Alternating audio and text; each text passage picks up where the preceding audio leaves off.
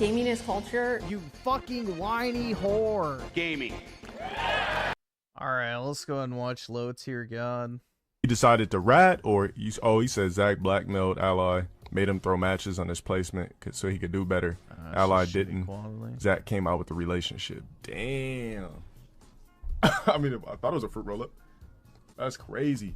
So basically, he sacrificed his adolescent ass to be blown open, both cheeks spreaded, all to throw some smash matches? And Ally took the bait over hot adolescent male cheeks? Oh, I thought he was a lot smarter than that. Damn, that was actually smart of Zach, though. He said, you know what? I'm going to sacrifice my ass for the sake of me placing. Damn, that's like the ultimate version of like trying to get clout. Damn. This man literally put his ass on the line. Wow, that's crazy. This dude blackmailed him with...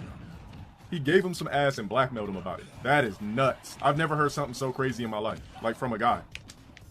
Like, you know, chicks do that all the time. Like, shit happened to R. Kelly, Bill Cosby, all that. They stopped paying these bitches, and now all of a sudden they rape them. But damn, to do it over some smash matches? That's crazy. This man said, you know what? I want to win my matches. And he was like, you know what? Here's what he did. Now, let's just say this is metaphorically speaking. This isn't about Zach or Ally. Let's just have a little bit of let's act like these are two totally different people, right? This is neither one of those guys. He's like, I do place a lot, but I want to, it's just not enough. Like, I want to be known as one of the greatest Smash players, and I want to be beating Ally while doing it. Oh, you know, he started to befriend Ally, you know, shit like that. Probably caught him in the back. My bad, this isn't about Ally or Zach, my bad. You know, he probably befriended him. Probably caught him in the back, vulnerable, getting a soda or something like that. Caught him at a tournament at a vending machine. You know, caught him getting a soda and a Twix. He's like, you know what? I have a proposition for you. What proposition is that? I want you to drop your pants right now. What do you mean you want me to drop my pants? You know I have a girlfriend. I mean, she gives you blowjobs, but have you had one of these kind of blowjobs before? Oh my god, like, why are you doing this to me right now? Like, I just came to get a soda and a Twix. Hold up. He was like... He's having to properly imagine it. Why are you doing this to me right now? Like, I just came back here to get a soda and a Twix. Like, my girlfriend's out there waiting on me. Hold on a second. You've never had... Oh, let me ask you a quick question. Have you ever had a blowjob before? I mean, of course I've had a blowjob. Like, why are you asking me this question for? I want you to experience my blowjob. And then for some reason, he just magically goes like this. Hold on, where's his straw? So you see he just magically goes and just pulls a blow pop out magically out of his mouth. Like, now, you don't know where this blow pop came from now, did you? Now imagine what I can do to your cock. Blow pop disappears. Oh, pushes him against the soda machine. And he's just like, fuck, what are you doing? Like, stop. Like, stop. I only got like 60 seconds. You know what? Fuck it. I got like 2 minutes. Hurry up. Like, fuck. I only got like 5 minutes. Oh, shit. Right, oh, chef. Then from that point on, holy fuck, bro. Oh, that point chef. on, he just turned them over, just spread it both ass cheeks, said fuck it. Stared at it for a second. He's seen a couple of he's seen like some hair on the asshole and a couple little dookie turds, because you know most people don't clean their ass correctly. What the fuck? But he just moved it to the side, wiped it with his jacket, and said, and he basically just kept spreading and busting his cheek. He wiped her ass with his jacket. Got the dookie turds off. Open to the point where he got hooked on his cheeks. And then, oh boy pulled out his magic wand and said, ha, now that you've had a sample, you are going to throw matches. If you don't throw my matches, I'm going to let everybody know that you fucked me. Wait a minute. Hold on a second. I never asked how old you were. That was the trick now, wasn't it? You never knew how old I was. But you still decided to spread my cheeks open and fuck, now didn't you? I didn't even clean my ass properly that day, but you still fucked. Now, What I want you to the throw my fuck? matches. When I play you, I want to win by 2 stocks. I'm going to save some of your humility. I want to win by 2 stocks.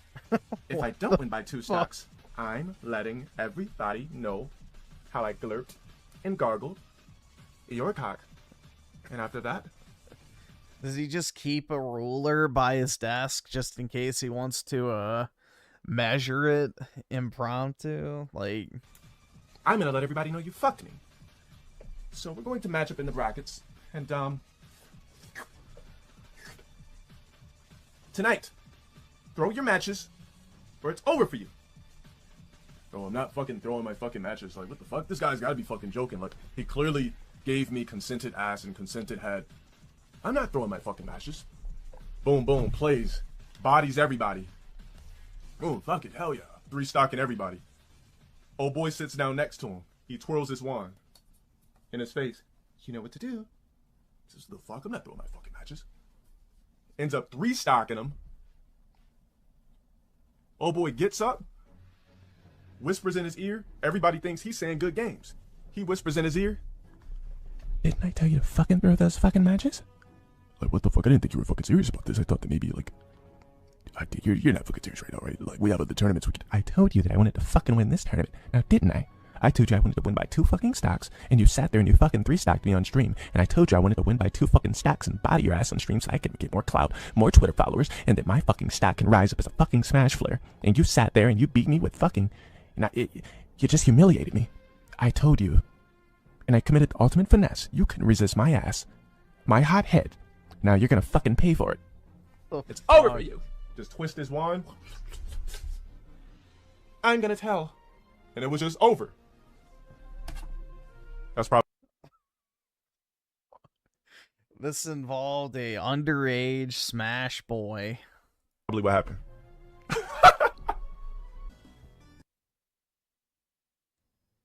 Okay. I mean, that's definitely a story.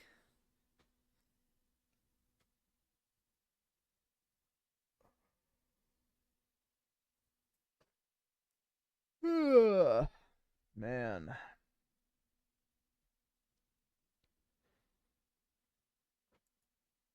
Officers are pursuing a stolen motorcycle, and once they detain the rider, he makes a shocking move they never saw coming.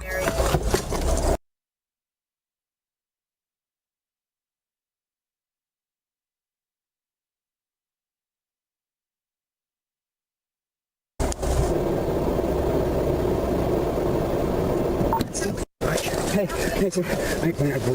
I don't want to steal your car and there's no issue. I didn't steal that bike. Okay. Did I run because I know it was stolen? Yes. Can I smoke one cigarette before we go in, please? Nope. Look, man, I'm not trying to be an asshole. I didn't see you guys behind me for a long time. The owner of this bike is tracking it, okay? So how come he didn't get it from you earlier this morning? I know who had that bike earlier. Who's that? I can't. I'm not right. I can barely talk. I clearly have a drink of water. I don't have water, man. I can't talk. I'm not trying to be. I promise you. Well, you just told me you wanted me to get bit by that dog. Because I was upset at the time. Please let me smoke a cigarette, man. Please. Cigarettes are gonna dry your mouth out even more, man. I don't care. I'm going to prison. Please. Please, man. If you're cool with me, I might let you smoke one when we get to jail.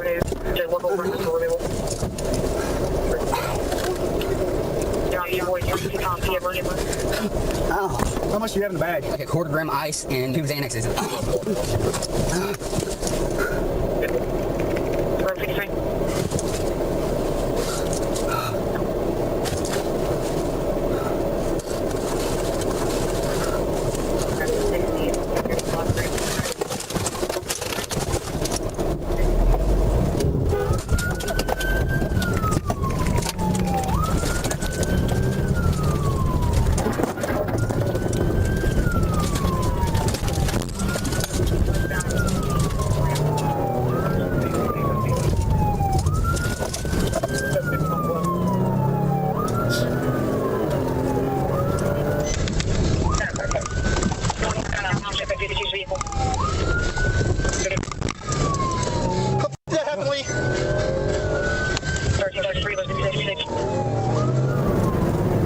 The cops like I'm fucking fired. Listen, I stole a cop car and I'm driving. You gotta meet me somewhere, baby, so I don't get caught. Where are you meeting me? Relax, baby. We go. Go up behind Ross's gas station. How long till you're there? Dude, you're upset that I defended $20 fucking re-releases of Fire Red and Leaf Green? I'm going to tell you this because, you know, I'm going to be very nice for once. Get a fucking life, I beg you, bro. I genuinely fucking beg you. If you are actually upset over a fucking $20 re-release of Fire Red and Leaf Green, you so desperately need to find something that actually fucking matters in your life to worry about, because that ain't it, bro.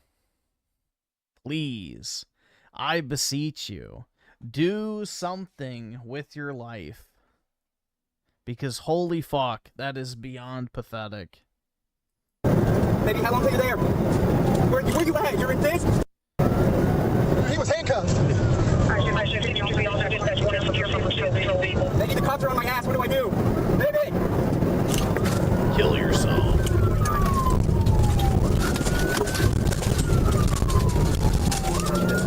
Baby, I'm heading to your dad's house. I'm gonna hide out there.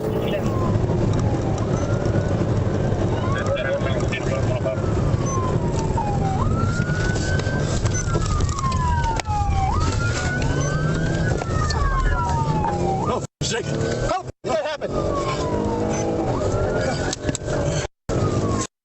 Baby, I'm gonna jump in the river and swim down, okay? Baby, look for me, please.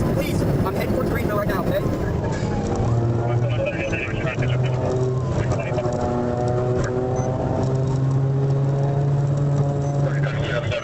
Dude's afraid he's gonna lose his job.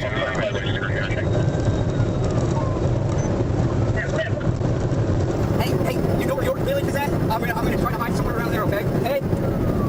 What? Love you.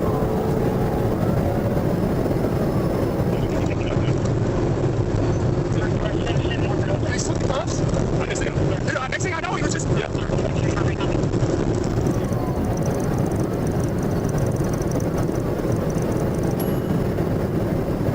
I noticed him move around once. That's all he would do was move with the bag, put the bag over. That'd be fun, man. Go 127 down the highway. Blasting your favorite Naruto opening. Left, man. Left. He's jumping out!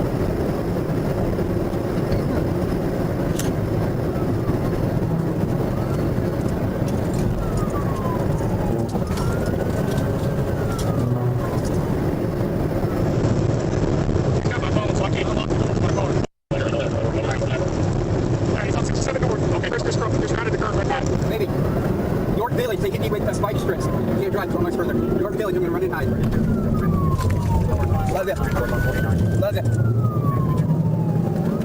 Good job. Alright, got this tank. Yeah, alright. Yep. You're good my way. Yep.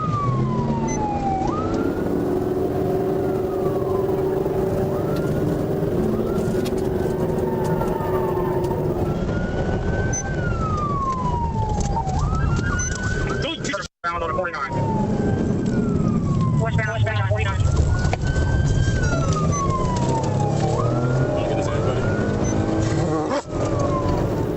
Bro, what the fuck? Some doggy play.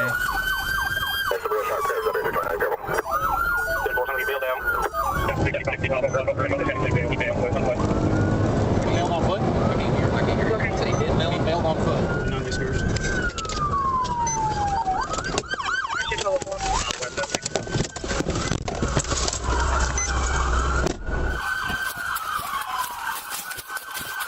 I'll see him. Cut, where you at?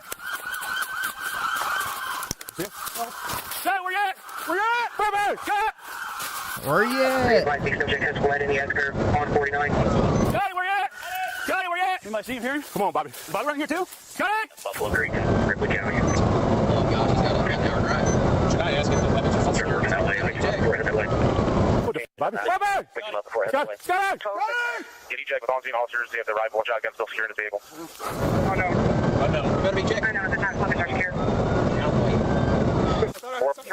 Keep walking. Still trying to contact the K9. Scotty! Understood. Was that somebody yelling? Hold on for a minute. Come on, Scotty. Answer, baby. Answer, Scotty. I hear him back there. He's way back here. I can see it. 52's rifle is secure in his vehicle. A shotgun. You don't have the, because not all the vehicles have these. Shotgun secure in the vehicle. That's good. 334 Wayne County. Do we know subject armed or not? You just heard me say that. They scan us. Oh, we're here, Chris. Over here, Chris. We got eyes, Chris. We got eyes on him. What do you say? Located the deputy. Is deputy secure? He sounds like a trainer. Yeah. I mean, I'm sure they're amped up. I get it. How do those not have the anti-theft device on them? They do. Yeah, they should all have the anti-theft. Alright, so 50. Go ahead, Briette. I'll get my Peter. So I think just make sure all over the location. I know. 905, 11, 10, 729 also. Bobby, which way they run? When I got on Team Kelly, it was on right here. You want some spray? I'll put some on. There's a Forest Service road down here. Do you want to go down it? Just hop in back, Kyle. Oh, sorry. What? Oh, you're fine. I didn't know everybody was in here. Just go. Go ahead. He got his shirt off. He stripped his shirt. Why? You know how far away I am from my car? I should have shot him. You should have shot him. Yeah. I saw him move one time. I never thought there was a chance in the world he'd slip him. Sure, off in handcuffs. But you gotta be. He's driving the vehicle. I don't know how that happened. Was he securing the seatbelt? He was in there like he was supposed to be. I feel right now. You wouldn't be the first person. Hell no. Well, I tried to come up with Bobby. I was like on the door handle. Bobby took off. I was screaming at Lee. I was like, open the door! It was hitting like 128. I hit 140. The vehicle's not damaged, right? Just I got all four. He was still 80, 90 mile an hour. You died. I was like, oh. I went, my gun went like this. Okay. I went through K9. Have your hands up. I'll send the dog. You will be missed. Everybody stay behind me. Yeah, no, stay back. If you want to work towards about the middle of where we left you. Yeah, I would. Hey, I'd stay right there. Let him get his Unleash thing the going. Stay dog. back 20. That way we can get a good track on him. I don't like getting up in the same area. Let's stay back. I heard him hiding up in the brush up here. Really? But I didn't want to get in there. Yeah, sure. No, he's not far. That's the freshest track you can get. He's running. He was still moving. I know. Yep, get close, but not want to get. Yeah, no, you're all good. No, you're all good. I'm just. Hey. Am I gonna get a life outside of working and streaming? Probably not. At least anytime soon. Trent went through here. Okay, you gonna swing around? No, you're all good. Oh, I got you. You are good. Circle around it. Hey, right here. Show me your hand. Show your hand. You better not move. You hear me? Do not move. Do not. Crossfire. I got him. You gotta put your hand back and roll over right now. Get out! Let go of the tree! I'm not holding your hand! Hang on. I'm not holding on to Calm down. Calm down. Stand up. Put your feet under and stand up. Damn it! Put your hands behind your back. Bull. You got him? Step out. Go. Thank you for being respectful. That's your work. Huh? You're gonna do it for a long time, bud. Oh, please, bud. Since we've already obviously shown what he's like, let's get a cage card to take him. Are my pinkies doing a problem to You you? got the right to remain silent. I suggest you use it. I suggest you to the. I know my right. Good. What's your name? Go. I was grabbing you so I didn't fall.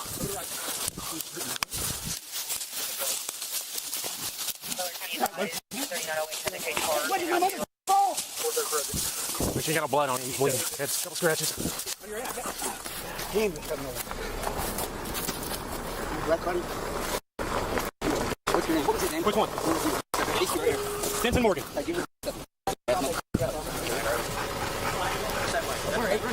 I'll catch you again. I thought I'd do it 20 years. Talk to you second time? What's the third? You caught me the first time? Yeah. 4.5 years ago? Yeah. You can catch wasn't your ass. It wasn't. I know it wasn't. I know who it was. It wasn't you. Shoot that. Are you gonna put those on and I'll put mine? Yeah, I bet you will. I know it. Even Megan said you. Sure. Where'd your shoes? I know. What county am I going to, Bella?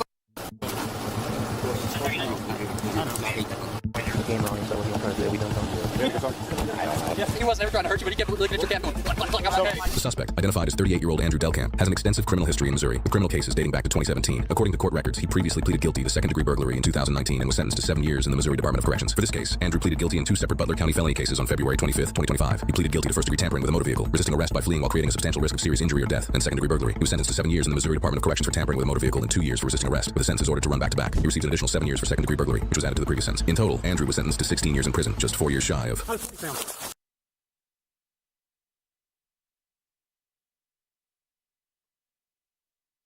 Oh, man.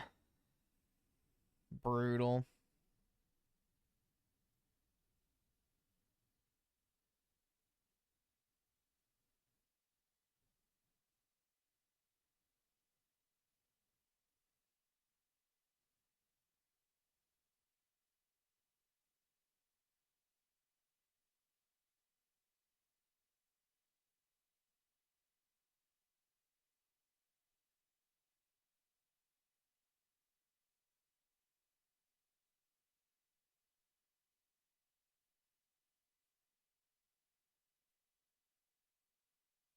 Where were the stalker teachers? Yeah, dude. I don't know. Like, these teachers are like wild, man. It seems like every other day there's like a new report. 23-year-old teacher, bangs 16-year-old student. 25-year-old teacher bangs 17-year-olds. It's like, bro, what the fuck? Why were all my teachers crusty old bitches? Not that they would have banged me anyway, so it's over. But at least it'd be something to look at.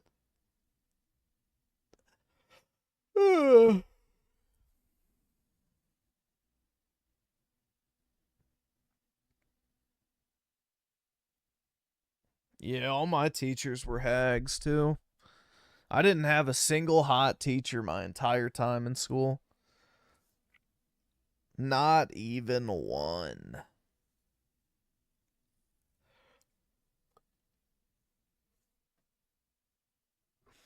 They were looking like the crones from The Witcher 3.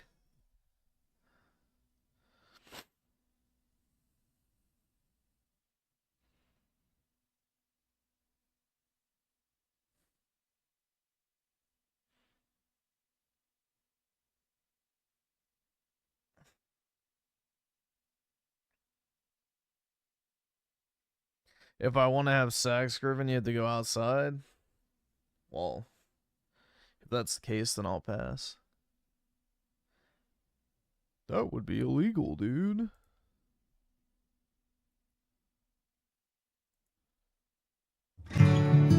This is probably gonna get fucking copyright claimed. I have a feeling. I can sense it. We'll see. Meet Messi, the puma. Now, unlike most big cats that exist in the wild or in zoos, this big cat lives in a one-bedroom apartment in Russia. Of course it does.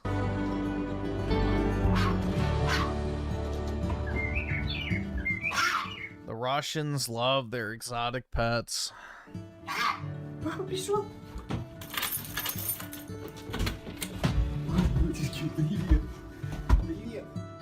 Messi was born in captivity at a zoo in Russia, but suffered from various health problems at just 3 months old. During his stay at the zoo, Messi was kept in a very small enclosure and was malnourished, which caused him to develop muscle weakness, rickets, and a urinary tract infection. The zoo decided that because pumas were not native to Russia, they could not simply release it into the wild, and because of its illnesses, that prevented him from living in another zoo or animal sanctuary, so they had planned to euthanize him. A Russian couple by the name of Alexander and Maria Dmitriev heard about the sickly cub, and after talking with other puma breeders and learning everything about the maintenance and care of the animal, they took a leap of faith and approached the zoo about adopting it. And to their surprise, the zoo agreed. The Russian couple had always dreamed of owning a big cat, such as a lynx. Alexander said, "It's hard to explain, but we believe having this puma as a house cat is part of our destiny. We had 3 days of thinking hard about whether it was moral to keep such an exotic pet, and whether it was even common sense to have one. But if we hadn't adopted him, he wasn't going to survive much longer at the zoo." Taking on care of Messi was a challenge in many ways. Beyond being a wild animal, the cat needed extra medical attention. They should get the Puma Cuban link collar, dude. Hell yeah. So it can be iced out. Attention and care. The puma was in such ill health when the couple brought him home, he could barely walk. Alexander found it difficult to walk with him in the beginning because of his illnesses, but after several months of taking vitamins, Messi could walk for 1.5 miles and even jump a little. Even though the couple had nursed the cub back to health, he was still only 2/3 the size of an average puma. The couple originally lived in a one-bedroom apartment and had done their best to accommodate Messi's needs, such as converting their hallway into Messi's den, complete with a tree, bamboo walls, and a hiding hole. They even turned their bathtub into the world's biggest kitty litter box. But eventually, they did move into a bigger house, with much more room for Messi to move around in. Yeah, I guess you can't really potty train a fucking cat to, go when it wants, or when you take it out. Ну ты чё? Серьезно? Now, regardless of its size, cats are still cats. Just like smaller house cats, Messi loves playing with something round, but instead of balls of yarn, he prefers bigger objects like watermelons and pumpkins. And even though he has all kinds of toys, Messi thinks there is nothing more fun in the world than a plastic bottle.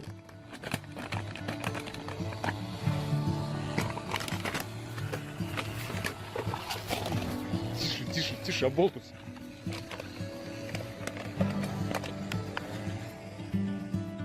Just like any other pet, Messi requires lots of exercise, just like a dog. However, unlike a dog, training this big pussycat was not easy. The couple tried to find a wild animal handler, but was not successful. But finally, they found a dog training school willing to train him, and now responds to 10 different commands.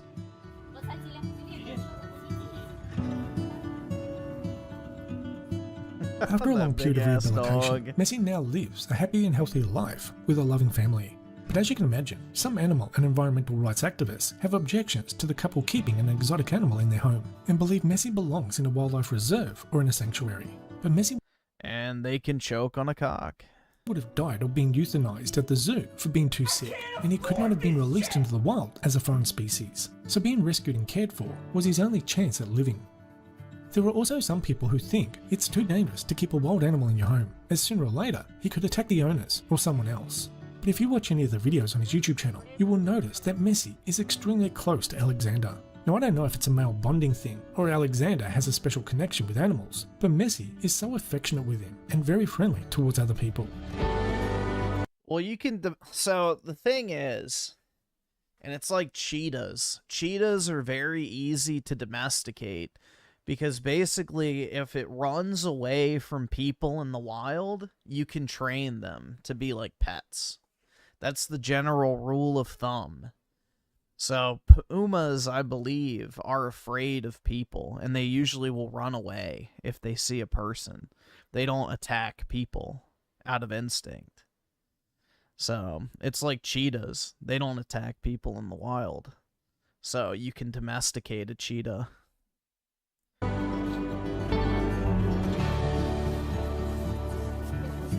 But like a tiger, on the other hand, or a lion, or, you know, some other big cats, they do instinctively attack humans. So therefore, you cannot domesticate them easily. Or at all, really. What is especially endearing about this story is that it's proof that humans and animals can form a strong bond of unshakable devotion and trust, and how animals do in fact express love on a very deep level. And unlike many humans, an animal's love is unconditional. That is not true at all.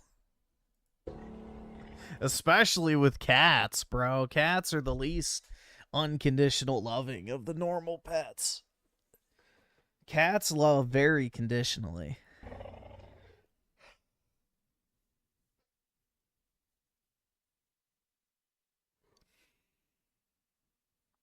But I guess that's their feel-good line of the video to wrap it up, but yeah. Yeah, stop feeding it for 3 days and see how happy it is.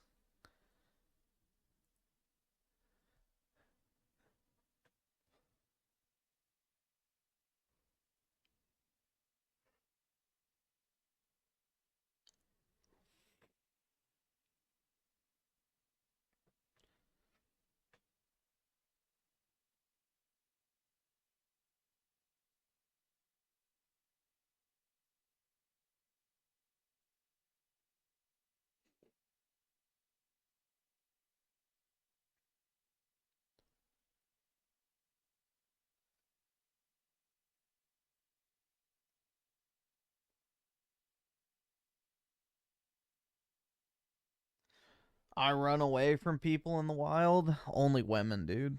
Duh. You have to nowadays. Let's see. Raving Pegasus of the 5. A very low IQ person. Equals someone more likely to commit crime. That sure as heck explains a lot. Yep. Lower the IQ, higher propensity for crime. So, yep. It's one of the strongest correlations with IQ. And the Epic Gamer with the 5. Do you think engineering is a good reason to go to college? It's one of the best reasons to go to college. Absolutely. If you get an engineering degree, you can pretty much do anything. But engineers have an extremely high placement rate. They're super in demand, and you will make a lot of money up front. But it's a very, very hard curriculum. So just know that going in. But yeah, engineering is probably one of the best things to get a good degree in. So it's one of the most worthwhile degrees out there. But it's not easy. I wish I just played Gears all day. And let's see, wing kick with the 2. Let me see what it is.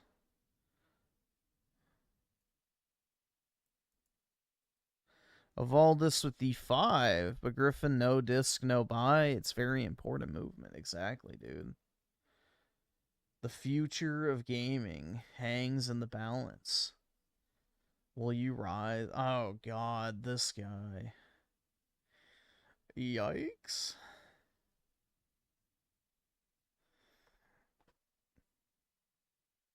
This dude, Raymond with testosterone.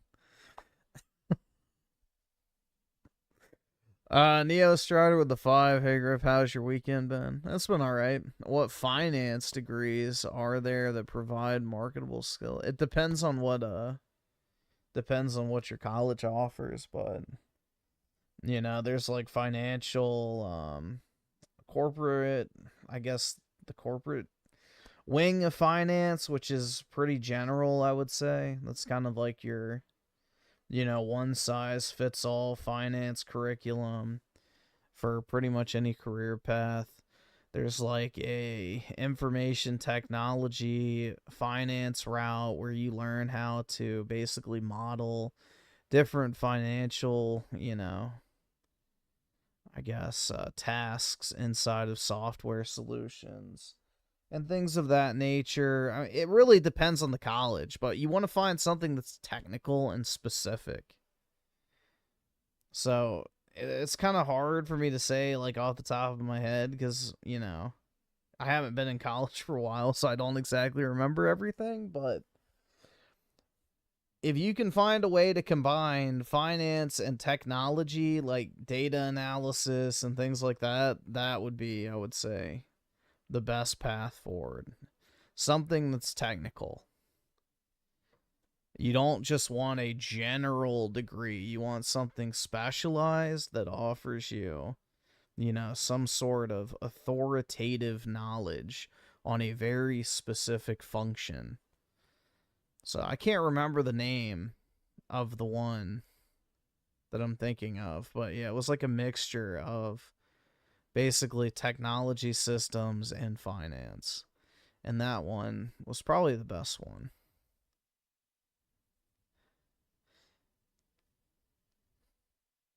But it's kind of a loaded question because it depends on what you want to go into. Because, you know, if you want to do like investment banking, that's a different path. But I don't know.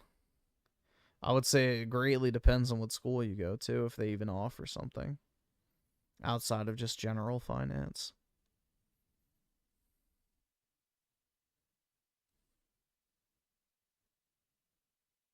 You want a general arts degree, you make more money than you know what to do with? Exactly. All you have to do is humiliate yourself on the internet and beg for money on a nightly basis.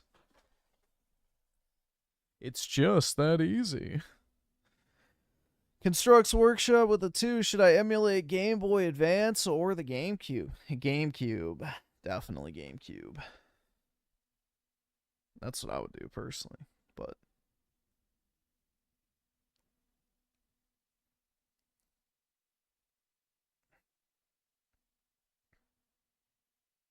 what's going on with the black murder rate? In the United States, it's not just marginally higher than the rest of the country, it's 7 times higher than whites and well above every other ethnic group that they track. More black men between the ages of 15 and 34 die by homicide than any other cause, and it's not even close. Heck, over twice as many are murdered than die in car accidents. I'm Ken LaCourte, and that's today's elephant in the room. So there are lots of theories on all of this, and I'll do my best to give it to you as straight as I can. Here's where we're going. We'll start with an ugly body count, looking at the numbers. But it wasn't always that way, and we'll see that in the rise and fall of murder. Then, we'll start with the it was always higher, but not as high. Explanations before we get to what holds up, the reasons that seem to make more sense. Okay, so black Americans make up only about 13% of the US population, but they account for over half of all— closer to 12 now, but yeah. All murderers and half of all murder victims. It's an ugly body count no matter how you look at it. By raw numbers, we're talking about 10,000 victims per year. In 2023, we saw a rate of 3.2 deaths per 100,000 people for white Americans, compared to 21 for black Americans. And that gap has run about that wide for at least 50 years. And it's not just a black-white story. Latinos are roughly 5 to 6 per 100,000, and Asian Americans below 2. Now, a small part of that gap is demographics. Young people are more violent, and black Americans are, on average, about 6.5 years younger than others. Still, a young man in some Chicago zip codes was 3 times more likely to be shot to death than a U.S. soldier deployed during the Iraq or Afghanistan war. Look, if I were black, this whole topic might drive me a bit crazy, because there's a lot of people out there to use it as a way to beat up on a whole community. So first, let's take a look at another set of numbers, because they show that number of black murderers. Well, that's the thing, bro. It's not, I don't think anybody's like out here saying like all black people are, out to kill, but there's a serious fucking problem with the black community when it comes to killing. So that's the thing. I mean, I don't think anybody is like in good faith saying that every single fucking black person on planet Earth is like just, a ticking time bomb ready to fucking go off. So, this is probably, like we were just talking about, very heavily correlated to IQ. And victims is roughly 2 people out of every 10,000 per year. So we're talking about a tiny fraction of one group of people committing the worst crime there is. And that violence is highly concentrated. FBI county level data shows that about... Yeah, I mean, it's the principle that worked in El Salvador. You lock up or kill, the 2% of the population that's violent criminals, and then you're good. You don't have to worry about it. Then you don't have to worry about it. 2% of U.S. counties account for just over half of all murders. Well, most counties report no murders in a typical year. And within those high murder counties themselves, the killings cluster in small sets of streets and blocks. So when you hear these numbers, don't picture 45 million people. Picture a smaller group of men within small neighborhoods doing the majority of it. Everyone else on those blocks, they're not committing the violence, they're living inside of it. So to get a better understanding of the high black murder rate, before looking at the difference between the races, let's take a look at the rise and fall of murder. Because those numbers, for all races, can vary dramatically in short order. Murder in America can double in a decade, then get cut in half the next. Underneath that movement, though, it's a slower story that explains the racial gap, and I'll focus on that in the next 2 sections. So, first of all, you'd think it might be easy to count murders since, there's a body. But that wasn't always the case. Before 1937, national homicide figures were pretty unreliable. The federal death registration system was new, and the cause of death reporting wasn't standardized. So as we look at a chart from 1937 to now, the biggest standout is the rise that started in the mid-1960s, where the murder rate climbed and gave us the deadliest... Yeah, like, bro, look at this shit. Well, I'm not going to pull it up because it doesn't really matter, but I just looked this up. 30% of black males experience an arrest by age 18, and 50% experience an arrest by age 23. Like, fuck, bro. 30-year stretch of violence in modern American history. The national rate hit 10 murders. I didn't realize it was that fucking high, bro. I didn't realize it was that high. Good fucking lord. 50% by age 23. So there's a fucking coin flip chance of whether or not you're gonna fucking commit a crime by age 23 that gets you arrested. Brutal. 100,000 people. But in major cities, it was triple that, with over 30 per 100,000 in New York, Chicago, Los Angeles. By comparison, New York City's murder rate last year was only 3.7. That's only an eighth of its high. Now, it's hard to exaggerate how unsafe the big cities looked and felt in those days. If you rode the New York subway in the mid-1980s, the graffiti, the broken windows, there was certainly a sense that no one was really in charge anymore. The Bronx was full of open-air drug markets running in broad daylight, and kids played in lots full of rubble. And in some places, American cities looked more like bombed-out blocks in 1980s Beirut. That was ordinary life in a lot of black neighborhoods for the better part of 2 decades. Now, How did they get that way, though? Black-white racial breakdowns in the data didn't really get reliable until the 1970s, and to be honest, there's still some squishiness in those numbers. For instance, there's not even a uniform way of defining a murder victim's race in a country that's increasingly becoming more multiracial. Still, a few things are pretty clear. First, the murder rate in the 70s grew nationwide, but it grew more in the black community by a wide margin. Black and white murder rates usually move up and down together, but for blacks, every swing lands harder, with sharper spikes and drops. All right, before I get into the whys here, I need to start with bigger Well, a lot of the drops just come down to not reporting them. caveats than I usually give. And the first is that there's no single obvious answer that people agree on, especially the experts. Now, that's usually the most cities just stop, reporting to the FBI, and they just don't bother investigating. difficult parts of my videos. I mean, if there was one straightforward answer to a question, there probably wouldn't be much of a debate or a mystery, and it wouldn't be worthy of a video. Instead, all the time, we see overlapping, intermixed reasons that change by person and over time. So I try to give insight, but this just isn't 2 + 2 = 4 stuff. Also, specific to this, every single theory here is disputed and has been the subject of articles, books, conferences, even the ideas I just mentioned in passing. And for each one of those, you'd be able to find a professor with a fancy degree who says, I'm dead wrong. That's just the playing field here. So with that said, here's my... Yeah, can anyone guess? Hold on, wait.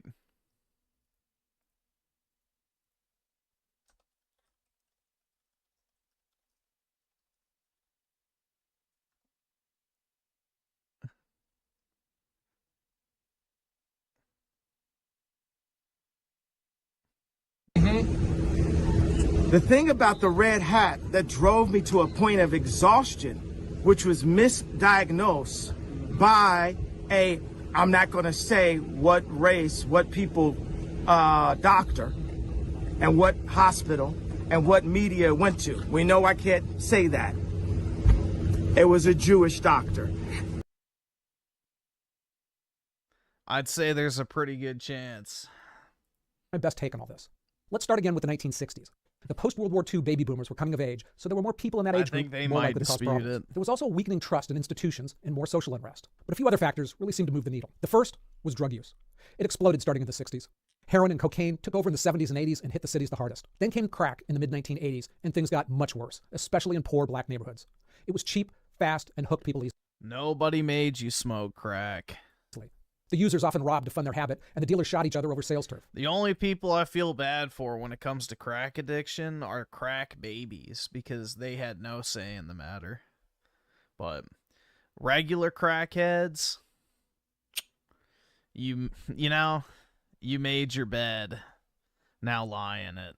You can see it in the murder rates directly. Between 1984 and 94, homicide rates of black males aged 14 to 24 doubled.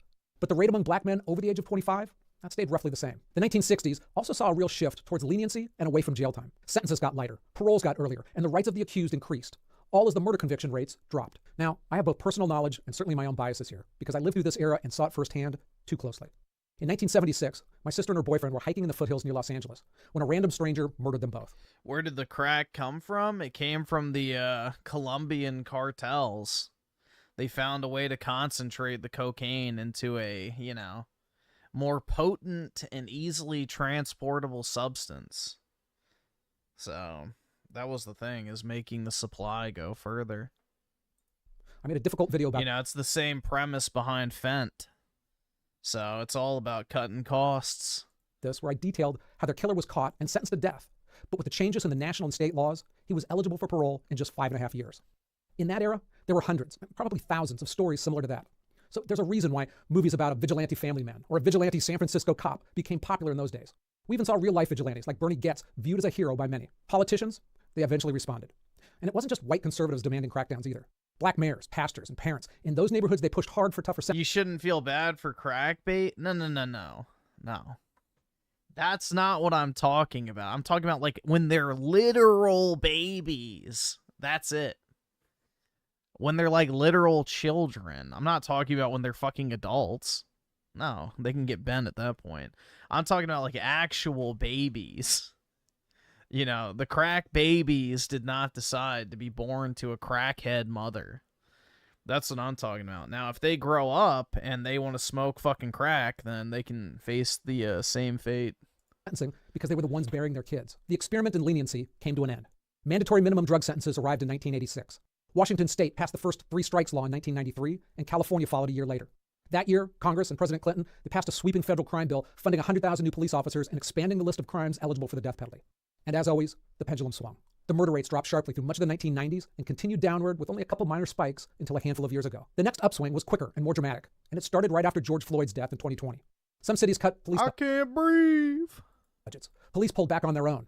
A new breed of district attorneys took office, the kind who'd never be called tough on crime. Guaranteed bail increased in some places, others backed off tools like gunshot detection sensors or video. Crime rose fast, and so did the backlash. Defund the police died quickly. In just a year, the number of people who wanted more, not less police spending in their area grew dramatically, especially among black Americans. Several of the new DAs were recalled. Voters in California undid some of the laws they called reforms just a few years earlier. It was the same movie, played twice, 60 years apart. Loosen consequences, watch violence crime, tighten it back up. But notice what it doesn't do. It doesn't explain why the racial gap holds steady through both versions of that cycle. Because black culture fetishizes killing people. What's driving that? You ain't a man till you go up and shoot them. you a bitch, you a pussy, you gonna slide shit. Like, you know, it's literally that. You know, their music fetishizes it. Their culture fetishizes it. Fucking gangs take over the role of the father in the home because Eboniqua wants to have a bunch of welfare kids that she doesn't take care of and just uses them for a government check. So they find a father figure out in the fucking streets. You know, yeah, it's a wonderful cycle. Isn't the way that the police pendulum happens to be swinging this decade. But before we get to it, a quick word from today's sponsor, Odoo. Running a business, it sounds like it should get easier the longer you do it. But for me, I find it gets more complicated. I find more tools, more subscriptions, more tabs open, more features or products to add to research. And at some point, that administration stops becoming background noise and starts becoming a bigger part of the job. Odoo is an all-in-one business management platform built to fix exactly. Nah, the thing is, bro, you can fix this problem. Even with a racial propensity, you can fix this. You know, you could say, like, oh, well, by that logic, fucking, you know, Dubai would have a huge murder problem. Or parts of the Middle East would have huge murder problems. Or even, like, certain, I guess, North African countries would have huge murder problems. But the fact is, if you actually punish crime and make people afraid to commit crime, it usually will solve itself. You know, you can train a fucking dog to not do something. You know, people can catch on. So, yeah, you can't eliminate it 100%, but if there's real consequences for actions, it'll make a dent. Yeah, like chopping off hands if they steal, you know, torturing people to death publicly so a public display is made to show what fate awaits you if you break the law, that type of stuff. You know, you can send a pretty powerful message of deterrence, but we don't. So you get a slap on the wrist and, you know, an all-expense paid trip to a fucking prison that's better than your fucking, you know, Section 8 crack shack. Theories floating around about the differences between the races. We'll start with those that I believe are the weaker explanations. They're poverty, guns, genetics, and contemporary racism. And there are a few, like lead exposure or other demographic changes, that I don't think much of and I just don't have time to get to here. So let's start with poverty, which is usually the first out of the gate when people are looking for ways to explain the racial gap. It's a straightforward theory. Black Americans have been historically poorer than other groups. Poverty breeds desperation. Desperation breeds crime. As with all theories, we have to look at correlation versus causation. How many Black Americans have starved to death? Like, that's such a cope, bro. Poverty breeds desperate. What, to get a new TV? To buy Jordans? Like, what the fuck are we... No, they literally get housing, they get food, they get every necessity to life. No one is starving to death, even if they're homeless. Like, that is such a fucking cope, bro. That is such a cope. For instance, you see ice cream sales and drownings both spike in summer. But that's not a causal relationship. They're both caused by hotter weather. The poverty correlation falls into the same camp. Beverly Hills is 16 miles away from Compton. One's rich and safe, the other is poor and dangerous. So poverty and murder do correlate, but they do it weakly and inconsistently. Raw income data shows poorer people commit more murder, but that relationship falls apart under some real scrutiny, especially when you it doesn't. Look at county level data. And we also see it play out in heavier poverty areas like Appalachia. And excluding race, we see this play out in counties where the county murder rates don't move in lockstep with their poverty levels. Asian Americans also hit hard against the whole poverty equals crime concepts. I did a whole video on how infrequently Asian Americans commit crimes, even when they're poor. Yeah, well, that's true. Asians are an outlier. You know, we should all be more like the Asians when it comes to that. They are to be admired when it comes to their lack of criminality. Something else is going on, and poverty isn't the answer people think it is in either direction. Now let's talk guns. They certainly make it easier to kill someone, and to many, they seem like an easy way to reduce violence. And also, there's a lot of misrepresented or cherry-picked data in that entire debate. But certainly the murder wave that began in the 70s didn't coincide with easier gun access. It was the opposite. For most of American history, getting a gun was trivially easy, and ownership was higher than it is now. And racially, the correlation is backwards. Black Americans own guns at one of the lowest rates of any major ethnic groups, yet they have the highest murder rate. White Americans own the most guns. Pew Research estimates that almost half of white households own guns. No. Okay, this is a very bad stat. Because Black Americans own a lot of guns, they're just not registered to them.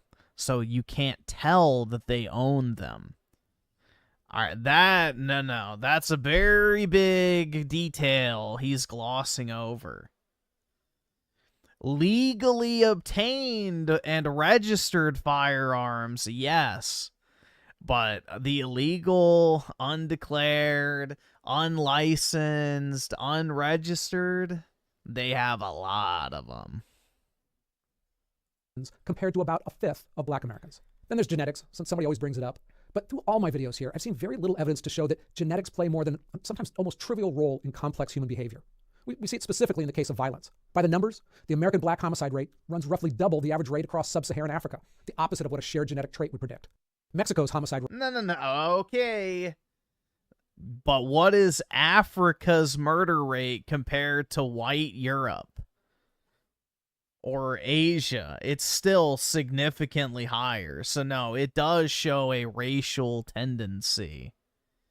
That is that is a misrepresentation of the fact.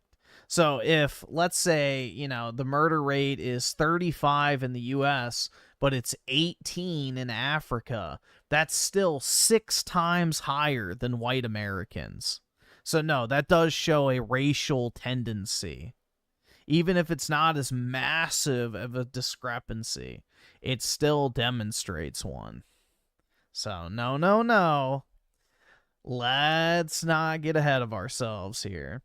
Also, do we really believe that Africa properly reports crime statistics as a whole? Probably fucking not. Rate runs several times higher than the rate for Latinos in the United States. Again, the opposite of what you'd expect if crime were following people across a border. And new African immigrants in America? I couldn't find murder-specific numbers, but their overall crime rates are substantially lower than U.S.-born black Americans. Yeah, that is true. That leaves racism. That's because they feel lucky to be here. It's the last element in this section, but also... They don't want to fuck it up. Shows up in the next one because it means different things. I think it's important to separate into contemporary racism. I don't like you because of your skin color. That is generally true of first-generation immigrants. The problem is second and third generation that falls apart. They usually adopt the native culture of the ethnic group. And the historical racism that shaped culture and societies over centuries. It's hard to make the case that contemporary racism drives the murder rate. If you lean hard on the poverty equals violence argument, you can maybe stretch it to get it there, since poverty in black communities has its own history tangled up with racism. But if racism itself were the direct cause, you'd expect to see it show up in the form of interracial killing, white offenders targeting black victims, or vice versa. And that's usually not what happens. About 3/4 of murder victims are killed by someone of their own race. In fact, most victims know their own murderers and are often related to them. Killings are spurred by reasons like drugs, disrespect, money, or girlfriends. Racism usually isn't in that room. The surge in murder in the 1960s and 70s, they came along right at the same time that American civil rights were surging as well, with overt racism in retreat. Segregation was dismantled, voting rights passed, black incomes and black college enrollment climbed, all while the black homicide rate doubled. Too many conservatives, though, hear these points and they scratch racism off the list entirely. But again, we'll get into it in a second. Hey, I researched this carefully, but there's a lot of statistics. If I made a mistake, send me straight to jail. All right, don't do that, but let me know in the comments and I'll address it below. And I also have my script, notes, and sourcing there as well. All right, now let's take a look at what holds up better as theories, because it's a combination of family, drugs again, and sometimes even getting away with murder. Family first. And it started with a guy that nobody wanted to listen to. In March 1965, I was a month old. A Labor Department official named Daniel Patrick Moynihan wrote a report on black families. It noted that the non-white, out-of-wedlock birth rate had climbed from 16.8% in 1940 to 23.6% by 1963. Moynihan was a New Deal Democrat from New York City, and his report landed like a lead balloon. Some black leaders called it one of the most dangerous things written about black America in a generation. It was so radioactive. Yeah, it was so dangerous because it was the truth. That serious academic work on black family structure mostly stalled for a generation. The chilling effect is worth thinking about, because 20 years later, a sociologist ran the numbers anyway. Robert Sampson studied crime in over 150 American cities and found that family disruption, kids growing up without a father in the house, predicted the murder and robbery rate on its own, independent of income, employment, or how much welfare a state paid out. And it worked exactly the same way in white communities as it did in black ones. His conclusion, and a number of other correlational studies back this up, shows that the primary drive of black crime rates was... Dude, single mothers fuck up boys. Period. It is a known fact. A boy raised by a single mother is fucked, bro. Like, statistically speaking, like, you are at a huge disadvantage in life. So, yeah. Fathers, or the absence of them. Moynihan eventually became a long-standing U.S. senator, and a lot of what he warned about came true, and the fatherless numbers continued to rise. Part of the reason is baked into a policy from that same era: aid to families with dependent children. AFDC was the main cash welfare program of Johnson's Great Society. and its rules often meant a mother lost her check and her Medicaid the moment she married her child's father. What came to be known as the marriage penalty, it wasn't aimed at black families. It hit poor families of every race. Single motherhood became the path to more benefits, and marriage became the way to lose them.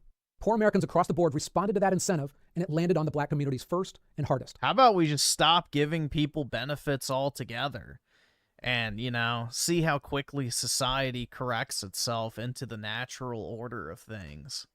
You'd be amazed at how effective that would be within a generation or two. Today, 69% of black children in America are born out of wedlock. The white rate is 26%. Substantially lower, but higher than the black rate when Moynihan was ringing the alarm. By comparison, Hispanic rates are somewhere in between the two, and the Asian rate is the lowest at 11.5%. Now, welfare rules weren't the only thing working against marriage. Societal rules and the economy were too. The Great Black Migration in the early 1900s had seen 6 million blacks move from the countryside to the cities for industrial jobs. And those were hit particularly hard. Between 1967 and 1987, New York City lost roughly 500,000 manufacturing jobs. Chicago, more than 300,000. Philadelphia, 160,000. That was over half of these cities' manufacturing bases. The jobs that once let a man without a college degree support a family. In the neighborhoods where those men lived, they vanished in a single generation. The result was self-evident. When the men who could support a family disappear from the job market, marriage disappears with them. Now, I've already covered how drugs drove the overall crime wave, but I just want to reiterate how much it hit black neighborhoods specifically. Because the business of street drugs, it runs on violence.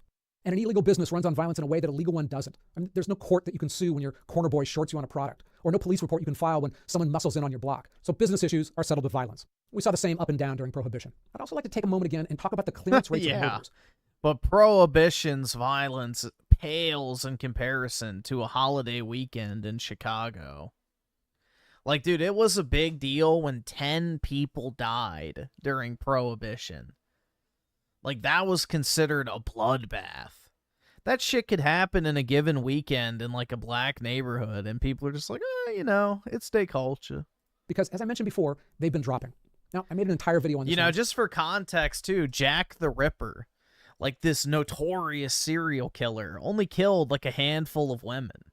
But it was, like, so unheard of that someone would do something that violent that people couldn't even imagine that would even happen at all.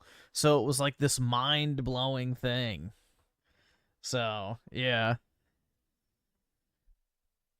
And the numbers in it, they're troublesome. In 1962, American police cleared 93% of homicides. Today, it's closer to half. If you run the numbers all the way through, between arrests, convictions, and plea deals, around 13,000 killers a year walk away with no sentence at all in America. And that's with tools that police in 1962 Yeah, and guess who? Couldn't have imagined, like DNA, security cameras, and cell phone location data. Much of that has to do with an increased level of evidence needed to convict someone. And on one hand, that's great because it means fewer innocent people going to jail. But there's a cost to it in more killings, and that hits the black community harder. Homicides with black victims, they clear at a lower rate than homicides with white victims, and they have for decades. Sometimes that's because they don't snitch. That's another thing. The black community protects these people. So, if your son goes and kills somebody, you're expected to not talk to the cops. You don't testify in court. You basically just cover for him. Because the cops be racist and shit. But, yeah. It's like that Carmelo Anthony dude. All of the potential black jurors said they would not convict him solely because he's black. So, there you go. That's your reasoning for that one. Financial. Sometimes that's because guns make it easier to kill somebody from a distance and more likely to get away with it, and guns are disproportionately used in black killings. And for many of the gang-related murders, people are just often unwilling to talk to the cops. So when we look at all of these issues all together, we're not looking at disparate issues. We're looking at a larger narrative that's the definition of culture. I looked at the murder statistics for my city, and it was 0. Over a decade. Heck, I've never even seen a fist fight in my city. Now, we're older and mellower here, but it's a visible difference that I see when I go into other places. It reminds me of an anecdote that J.D. Vance What city is he in? wrote about in Hillbilly Elegy, which was an eye-opening look at the dysfunction in Appalachian culture. And it was also interesting because it was distinct from race and a slavery history. He talked about how defending your honor was so important that a young kid would certainly be expected to beat up a neighbor who insulted him or his family. And that instilled value stayed There's a huge difference between beating someone up and killing them, though. There's a huge difference between going and punching somebody in the face and pulling out a gun and shooting them. Massive fucking differential there, but for years, even when he was a lawyer in Washington, D.C. I mean, enough so that a traffic incident would rile him up enough to almost assault somebody. It was interesting to see that an honor code that at a young part of your life would be celebrated would send you to jail at another part of your life. And we certainly see that in the black culture. Sociologists call it street code or a subculture of violence, and others have earthier names for it. But all of these cultural elements didn't pop up out of nowhere. And that brings me back to the part of the racism question I didn't complete earlier. Historical racism. It's something that I think conservatives often don't pay enough attention to. It started as bad as you can get. You're black, you're in chains. And while it's easy for some to dismiss that as being hundreds of years ago, cultures change slowly. Heck, legal segregation for housing and public services. Just as long as there was black slaves in the U.S., there was also white slaves, but we don't talk about that one because that's an inconvenient little factoid to leave out. There were white slaves in the United States for the entirety of the time that there were black slaves. But that's a little detail that just so happens to get glossed over. And I wonder why. And laws banning interracial marriage, they didn't end until the late 1960s. That was in my lifetime. It can take generations for that kind of history to work its way out of a culture.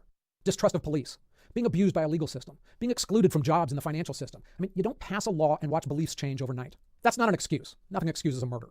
But if you're looking for where things like street code comes from, you can't leave this part out. All right, I hope I didn't give the impression that I was beating up on one group too much, so let me flip to something positive. Why do blacks seem to be so much better at athletics? I mean, did you know that the...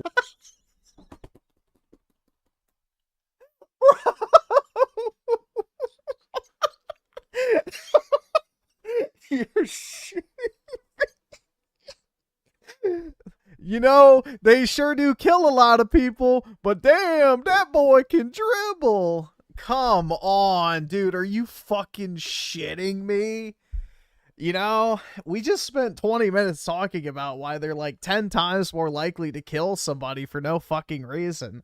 But, man, do you see them run down the field? Like, my God, they're fast. Are you... Dude, this is like the most stereotypical compliment that you can give black people. They sure are good at playing ball. Last time a white guy even qualified for the Olympics 100-meter dash was 46 years ago. That's quite a streak. So, why? I did my best to answer that in this video, and if the link doesn't appear there... Oh my God, dude. It's down in the description. Hey, thank you for your time. I hope I did a good job here. That was like the funniest shit, bro. Holy fuck. The only positive thing he could think of is they sure are good at running. Insight into all of us. From the cops. Until next time. Dude, that's crazy. That's crazy, bro.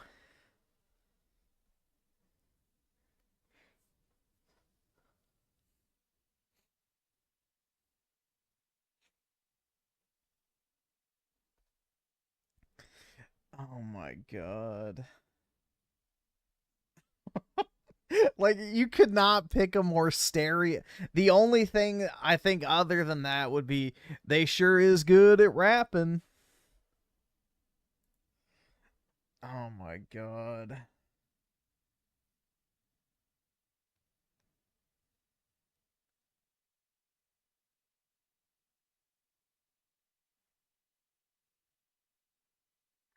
Yeah, God forbid we acknowledge genetic differences. Again, it's a mix of both. You know, it's just stupid to ignore. The whole race thing is a religious argument. You know, the Abrahamic religions require you to believe the fiction that all people are created in the image of God equally, unless you're Jewish. But yeah, all the goys are the exact fucking same, except a little bit of melanin in your skin. You know, that is the religious belief of Abrahamic faiths.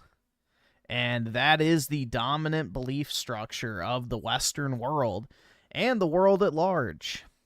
So therefore, we are incapable of acknowledging legitimate, real biological differences. And on top of that, it's a very, very dicey political topic, too. So,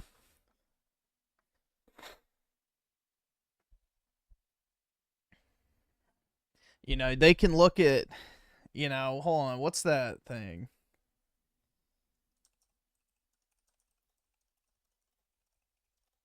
Let me see if I can find it. It's like the thing with the tiger.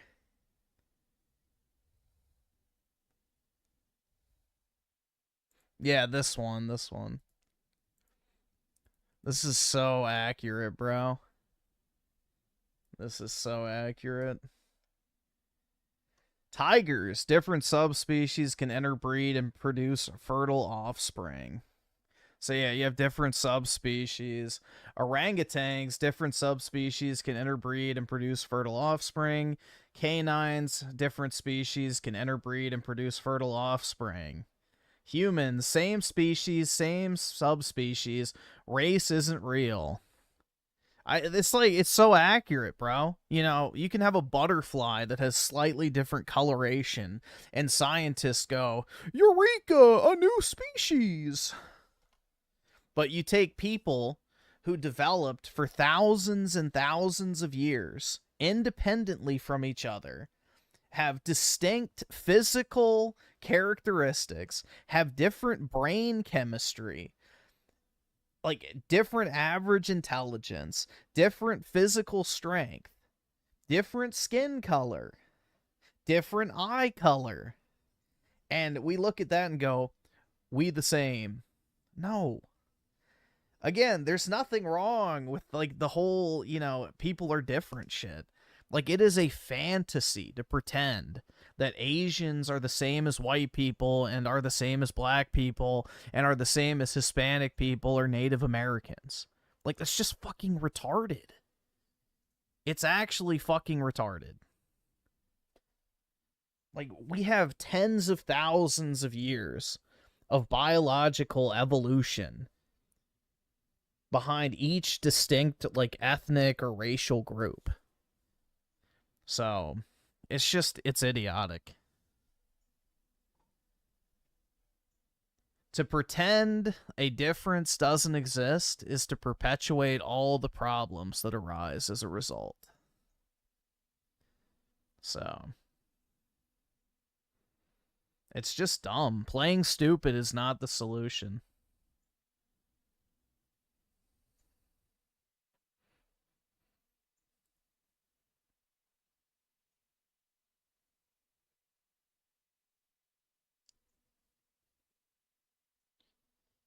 You know, there's a reason why East Asians are the most intelligent people. You know, statistically speaking. There's a reason why black men are the most physically strong, biologically speaking. There is a reason why white people are the most innovative. When you look at history, like, it is what it is, bro. I don't know. It is what it is. But we gotta pretend that, you know, everybody's the exact heckin' same, dude. There's no difference whatsoever. We're all perfectly identical except our, you know, special skin color that, you know, magically just appears and, you know, is not the result of tens of thousands of years of biological development.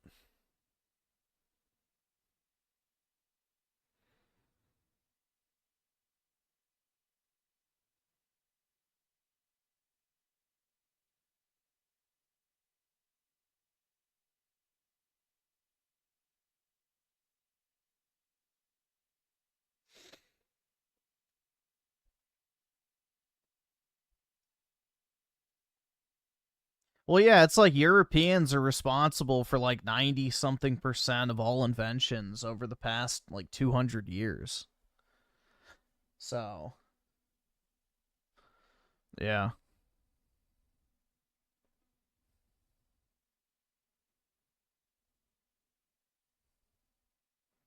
Yeah, but black men have higher testosterone, which is linked to, you know, better muscle development and all of that shit. I mean, you can get into outliers where it's like, oh yeah, well, technically all the strong men are white guys. Like, sure, okay. That's fine, but generally speaking, you take an average black guy and an average white guy, the average black dude is probably going to be more physically adept. So, it just, I don't know. You can get into all sorts of arguments over specific instances, blah, blah, blah. The fact of the matter is, there's a reason why the vast majority of professional athletes are black. So, in an industry that literally optimizes for, you know, the best possible physical candidates. There's a reason that's the case.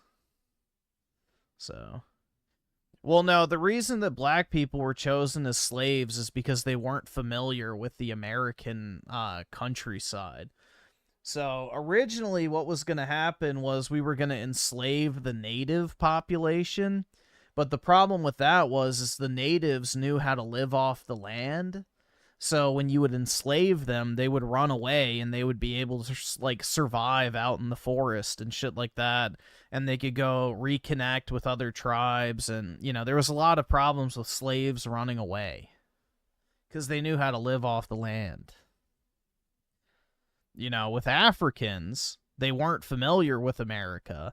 They didn't know the native language. They didn't know how to, you know, hunt and gather in that climate. So, you know, they were basically reliant on the slave masters to be fed, clothed, and housed. That was the idea behind it. So,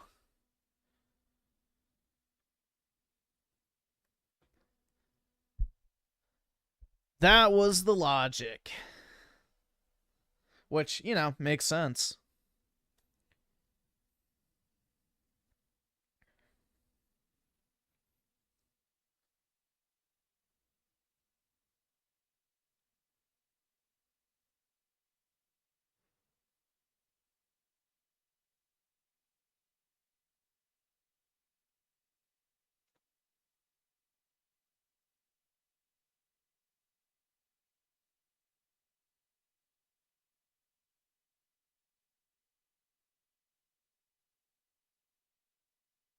That's why they don't teach anyone to live off the land.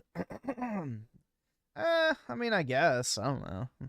It's more so we don't have to. So, yeah, it's more of a lack of necessity. You can go to Walmart to get your food. You don't have to grow it anymore.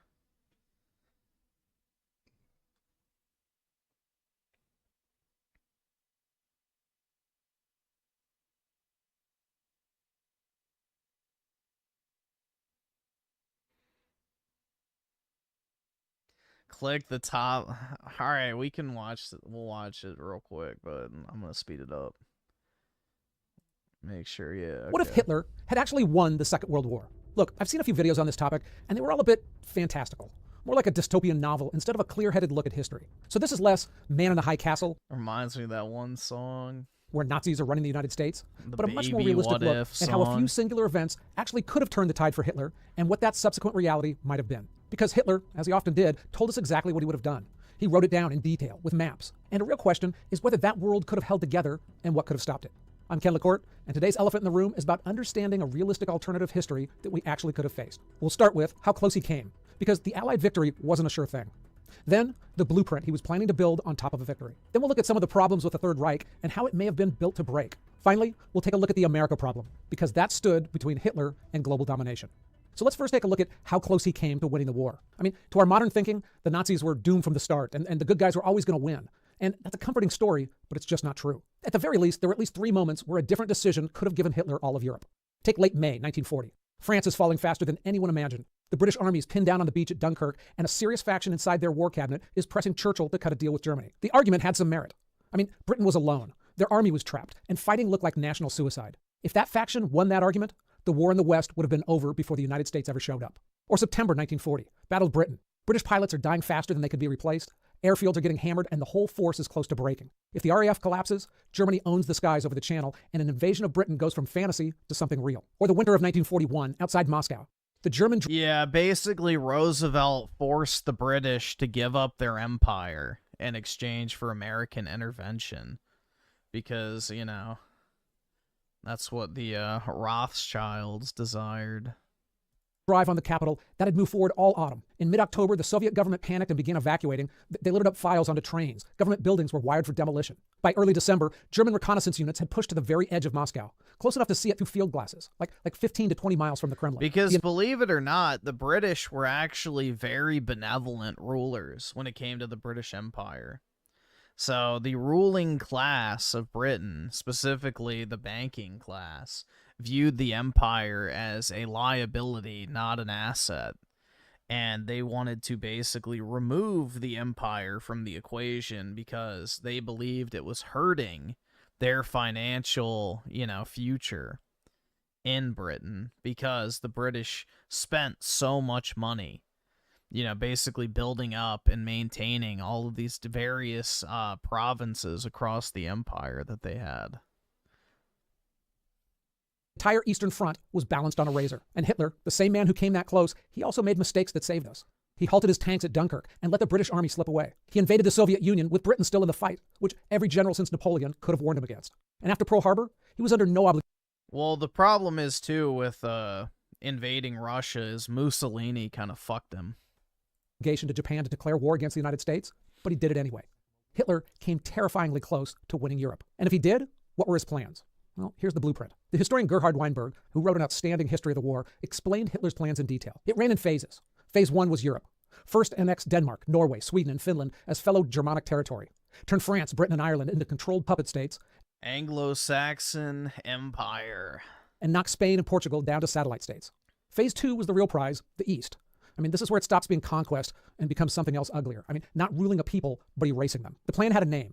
General Plan... Remove all the Bolsheviks and completely eradicate communism from the face of the earth. Ost, the master plan for the East. It called for the extermination or deportation of over 30 million people across Poland, the Baltics, Belarus, Ukraine, and stretches of Russia. The percentages are staggering on their own. Over 80% of Poles marked for removal. About 75% of Belarusians. Jews were marked for total extermination. The others, they were to be deported east or worked to death. Slavs, they'd be pushed east into... Wait. The Jews were to be totally removed, meaning killed. Where exactly is that written down? Because there's 0. You can even put this into AI. You can literally even ask Joogle, is there any written evidence that Hitler wanted to exterminate the Jews? There's 0 written documents whatsoever. And even the most lib-coded fucking AI will spit that answer out. So, if anything, a lot of people forget Uncle H was one of the original Zionists, you could argue, because he was in full support of sending all the Jewish people to Israel. That was his original thing, was first, I think it was, Madagascar, and then he got behind the plan to just send them all to Israel.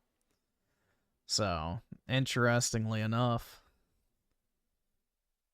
For total extermination. The others, they were to be deported east or worked to death. Slavs, they'd be pushed east into Siberia or kept as slaves. Then Germans would move in and resettle the emptied land. Running right alongside that was the hunger plan, which rarely gets mentioned and is one of the more chilling things that I've come across in this research.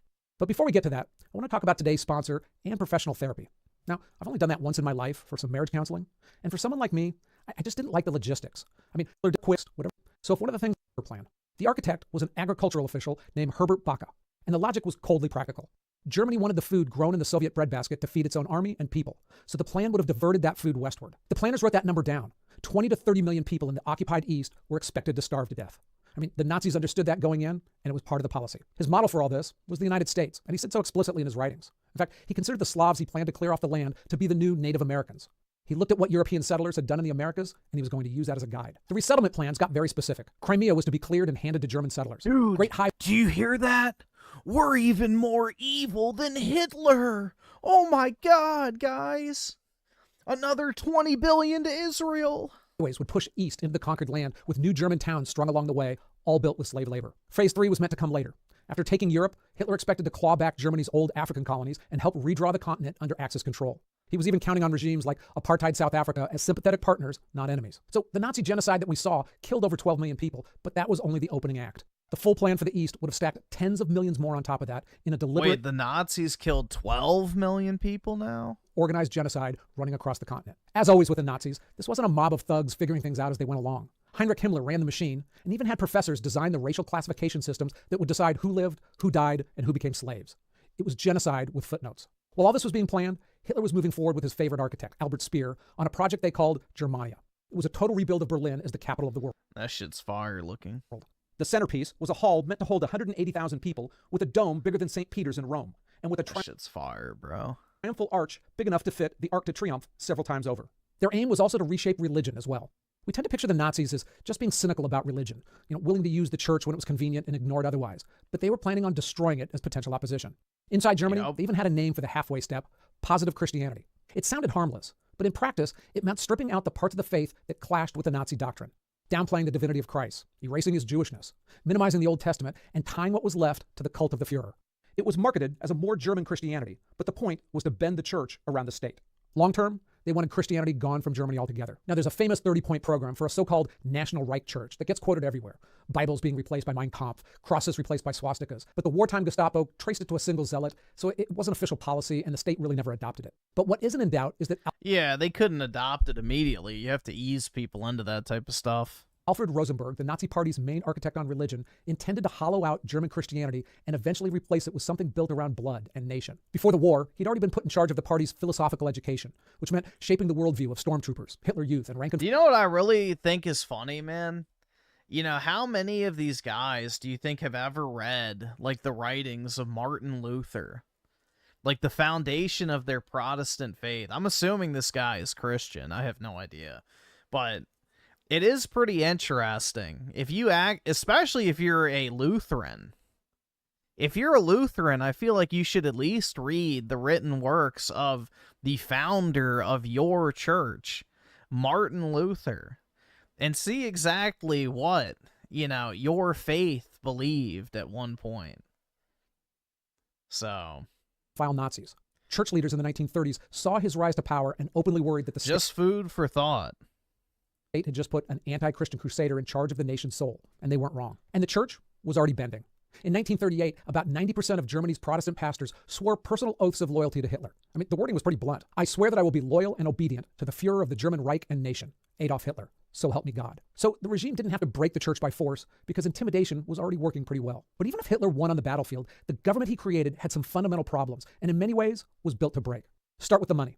The Nazi economy was a time bomb, and the regime knew it. Germany was chronically short of the foreign currency it needed for raw materials, lurching from one exchange crisis to another throughout the 1930s. The rearmament boom, tanks, planes, uniforms, they ran on MIFO bills, government IOUs that were basically printed promises to pay later. Those promises came with a countdown, and the maturities were all due between 1939 and 1942.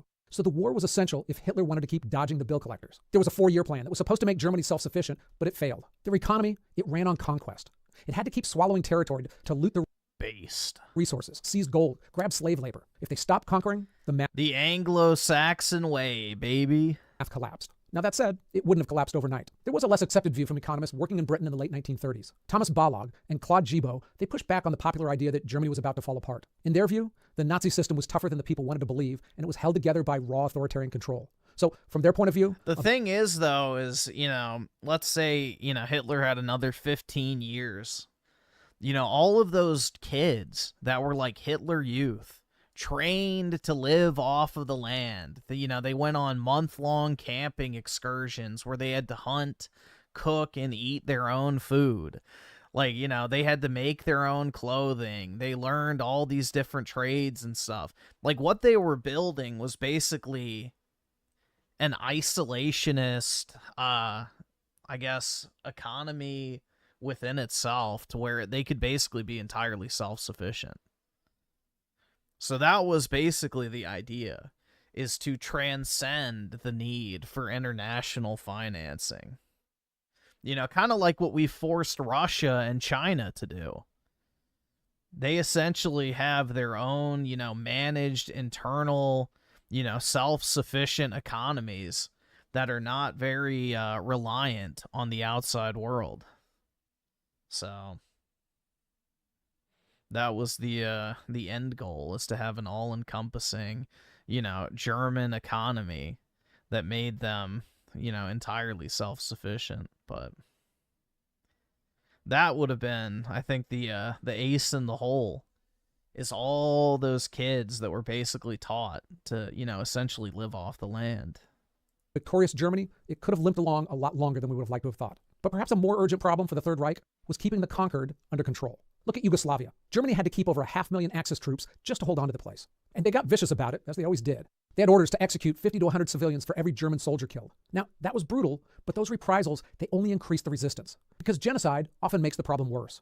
When the only alternative is death, people don't always lie down. They fight because they've got nothing left to lose. Mass murder gives every able-bodied person a reason to pick up a rifle. Doesn't always happen, but sometimes it does. Now, spread that across an entire conquered continent, the ones that are marked for slavery or removal or death, and the Nazis could have been stamping out fires in a lot of places. On top of that mess, they had some serious political infighting, always. The Nazi leadership, it was a pit of vipers even in peacetime. Himmler, Göring, Goebbels, they were always angling for power. A movement built on a single strongman has an obvious problem. Hitler even tried to solve his succession problem as early as 1941. He signed a formal decree naming Göring as his heir. But 4 years later, he'd strip him of all those titles and ordered him arrested for treason. Then he did the same thing with Himmler days before his own death. The two men he'd officially designated as his heirs both ended up thrown out before the end. And the problems weren't just internal. On paper, Germany and that's because they went a little crazy. Japan were partners. They even split the world between them, drawing a line down the 70th meridian. Germany claimed everything west of it, Japan everything east. But nobody serious in Berlin thought that those borders would outlast the war. Once Japan had done the dirty work in China and the Pacific, the plan was to turn on them as well. I mean, when you've built a movement based on Aryan racial superiority, the Japanese, they just didn't fit that bill. The regime had tried to Bruh, that's a massive cope. Get around that by slapping the label honorary Aryan on the Japanese and kind of hoping nobody would laugh. And some theorists even went further, tying themselves in knots to argue that the Japanese were an Aryan people of the East who developed independently. But not even Japan was fooled with that stuff. It refused to hand over Jewish communities in its territories. It rejected the Nazi racial doctrine outright, and it ran its own war largely independent of Berlin. A victorious Axis doesn't give you a stable new order. It gives you two tired conquerors eyeing each other across that meridian, each planning to betray the other. Winning the war wouldn't have ended the wars. It would have just decided who fought whom next. So look, this is a good time to mention that if I kind of like the quote-unquote allies. Get any serious facts wrong here, let me know in the comments. I'll address it in a pinned comment below.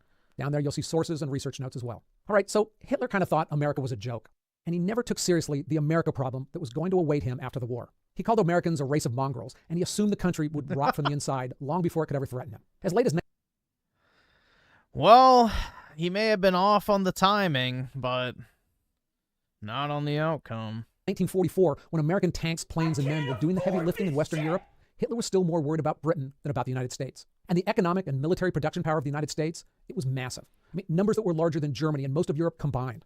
In 5 years, America produced over 300,000 air. No, Hitler was definitely a meth head. Dude, they used to fucking sell meth capsules over the counter. You would walk into the equivalent of CVS and buy fucking meth pills.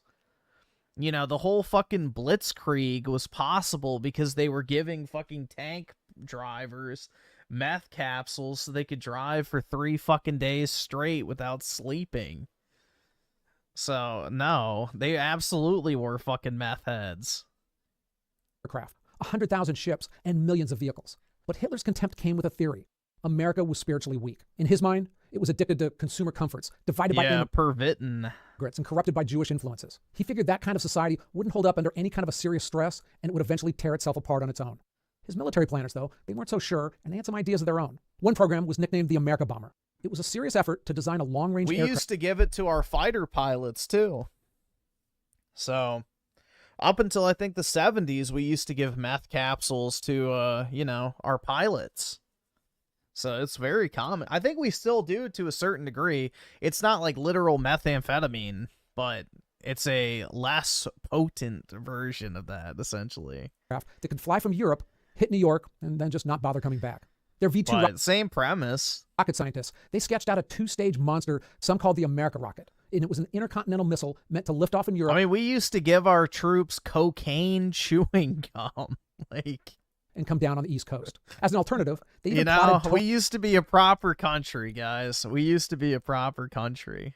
Rockets across the Atlantic behind submarines if the intercontinental things didn't fly. Every one of those plans was meant to tackle the same problem. Germany just couldn't get an army across the Atlantic Ocean. I mean, even if they could bomb cities, you can't occupy a country that you can't reach with troops. So that's why most historians think that a post-war reality would have been a sort of permanent Cold War with Nazi-controlled Europe on one side and an isolated and untouchable United States on the other. Now, that standoff probably wouldn't have left America untouched internally, though, because a democracy locked in a permanent Cold War with a continent-sized fascist state, that would have instilled fear here. It would have likely been a more extreme version of the Cold War with the Soviet Union, and that kept America with a big military, McCarthyism and Red Scares, nuclear drills in schools. Against a more powerful, vicious Nazi regime, America would have been fixated on that threat for as long as it existed. How would that have affected the United States? You know, it's not hard to imagine loyalty oaths turning into loyalty tests, or emergency powers becoming more normal powers, and the line between security state and police state getting blurrier every year. Internally, America could have looked like a different country than the one that entered the war. But for a time at least, there would have been You mean like it is today? An ace that only the United States had: nuclear weapons. The irony is that German scientists got there first on the pure science. In 1938, German scientists split the atom in Berlin, discovering nuclear fission. Then they walked away from it. In 1942, Hitler's people told him a bomb wasn't coming in any useful time frame, so the priority dropped. I mean, German teams, they never achieved a sustained chain reaction. They didn't lose the nuclear race as much as just wander away from it. By 1948, the United States had about 50 atomic bombs. Germany, even in a total victory scenario, almost certainly had 0, at least for a while. So Germany owns the continent, America owns the nuclear bombs. But would they have used them? Well, as we saw in Japan, and I did a whole video on this, the US military, they didn't have the kind of special moral qualms towards nuclear bombs that we have today. There wasn't a whole lot of debate by Truman or the generals. They were happy to have a big bomb to end the war that was killing Americans, and they used it as soon as they could. The only real variable in this scenario is when Hitler's win happens. If it comes early, before the United States is committed into Europe, there's no war left to end with a bomb, and no reason to use one. If it comes later, after years of fighting and thousands of American deaths, Truman probably uses it the moment he can, the same as he did with Japan. That nuclear advantage, though, doesn't last forever. Once Germany builds its own bombs, the US loses its one-sided leverage, and you're back to a stalemate. I came out of this less sure that the Nazis were doomed, and more sure about how much it mattered. So a successful Germany in Europe, look, that wasn't going to last 1,000 years. It just had too many headwinds and problems within it. So that Reich would have collapsed at some point, but that could have been 10 years. That could have been 50 years. And that gap? 999. That means tens of millions of people dead. So doomed eventually isn't the same as being stopped the way it was. What we know is that freedom wasn't inevitable. It got chosen by real people in real moments who could have chosen otherwise. Yep, and now Europe is free to have 80 million Africans and Syrians and Pakistanis dumped at its doorstep. Aren't you glad we won?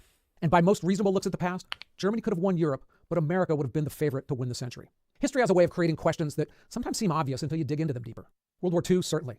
And so does the modern Middle East. And there, one thing I could never understand about the war in Gaza was that despite most of them being forced from their homes, not one Arab country ever offered to take in any of their refugees. In fact, it was because nobody wants them. Very much the opposite. The answer isn't simple. I mean, it has to do with histories in multiple countries over different generations. This video explains that. Dude, Hamas has literally been kicked out of multiple Muslim countries because they're troublemakers. They're basically the way to think about Hamas is they're fucking grifters of the Islamic world. They LARP as these revolutionaries of quote-unquote oppressed people, which ironically, through their own actions, makes them oppressed. So it's like a self-fulfilling prophecy of sorts. They tried the same thing in Egypt and Jordan, and I think another country as well. And, you know, the reason why Egypt has such an insane border, like if you've ever seen it, hold on. Egypt, Palestine border. Like, bro, they don't want anything to fucking do with these people.